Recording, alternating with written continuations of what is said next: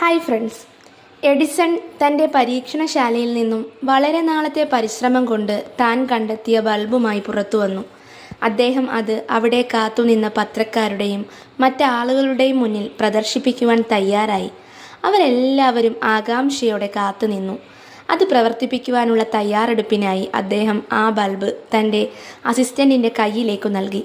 കഷ്ടകാലമെന്ന് പറയട്ടെ, അയാളുടെ കയ്യിൽ നിന്നും അത് നിലത്തു വീണ് പൊട്ടിപ്പോയി. എല്ലാവരും സ്തബ്ധരായി. നിരാശ കടിച്ചമർത്തിക്കൊണ്ട് എഡിസൺ അവിടെ കൂടിയവരോട് പറഞ്ഞു, ഇനി ഇത് പുനർനിർമ്മിക്കാൻ 24 മണിക്കൂറെങ്കിലും വേണ്ടിവരും. അതിനാൽ നാളെ വൈകിട്ടാകാം പ്രദർശനം.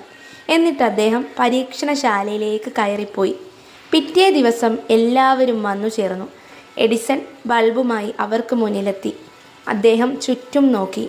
തൻ്റെ അസിസ്റ്റൻ്റ് അതാ ദൂരെ മാറി നിൽക്കുന്നു. അദ്ദേഹം അയാളെ അരികിലേക്ക് വിളിച്ചു.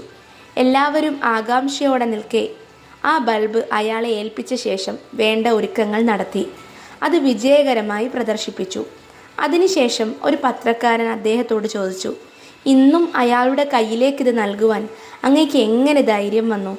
അതിനു മറുപടിയായി എഡിസൺ പറഞ്ഞു, ഇനി ഒരിക്കൽ കൂടി അത് തകർന്നാലും 24 മണിക്കൂർ കൊണ്ട് എനിക്കത് പുനർനിർമ്മിക്കാം. എന്നാൽ അയാളുടെ ആത്മവിശ്വാസം നഷ്ടമായാൽ 24 വർഷമെടുത്താലും ചിലപ്പോൾ തിരികെ നൽകാൻ സാധിച്ചെന്നു വരില്ല. മറ്റൊരാളുടെ സ്വപ്നങ്ങളും ആഗ്രഹങ്ങളും ആത്മവിശ്വാസവും ഇല്ലാതാക്കാൻ നമുക്ക് നിമിഷങ്ങൾ മാത്രം മതി. പക്ഷേ അവ സൃഷ്ടിക്കാൻ ഒരുപക്ഷെ ഒരായുസ് വേണ്ടി വന്നേക്കാം.